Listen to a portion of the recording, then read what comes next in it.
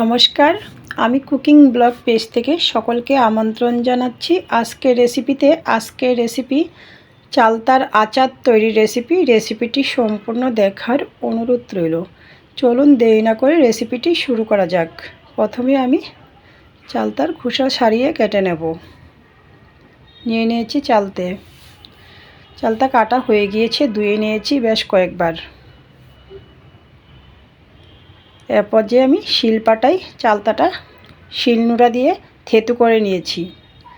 চলে আসছি চুলা অন করে একটি পাত্র বসিয়ে দিয়েছি। দিয়ে দিয়েছি সরিষার তেলে দিয়ে দিয়েছি অল্প হলুদ গুঁড়া। এরপর যে আমি দিয়ে দিয়েছি থেতু করে রাখা চালতে।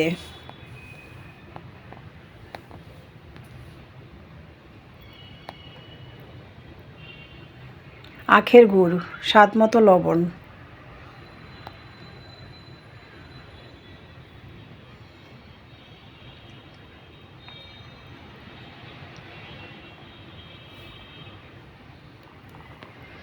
ঢাকনা দিয়ে দিয়েছি নাড়াচাড়া করে। ফিরে আসছি খানিকক্ষণ পর। চালতে আখের গুড়ের থেকে অনেকটা গ্রেভি বেরিয়ে এসেছে। আমি আজটা এখানে জল এড করিনি।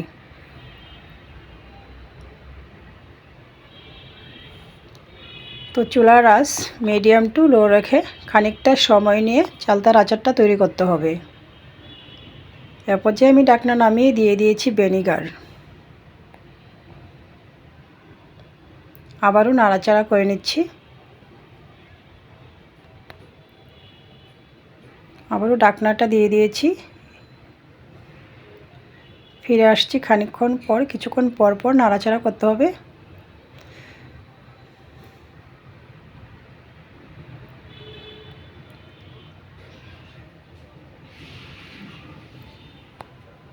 এরপর যে আমি দিয়ে দিয়েছি টালা মরিচের গুঁড়া, টালা জিরার গুঁড়া। নাড়াচাড়া করে আরও মিনিট দুয়েক জাল করে নিয়েছি। তো আপনারা দীর্ঘ সময় সংরক্ষণ করার ক্ষেত্রে আচারটা ঠান্ডা হওয়ার পর কাচের জার কিংবা বক্সে রেখে নর্মাল ফ্রিজে দীর্ঘ সময় সংরক্ষণ করতে পারেন। তো রেডি হয়ে গিয়েছে আমার চালতের আচারের রেসিপি। যদি ভালো লেগে থাকে বিন্দুমাত্র একটা লাইক, কমেন্ট, শেয়ার করতে ভুলবেন না। সকলকে ধন্যবাদ।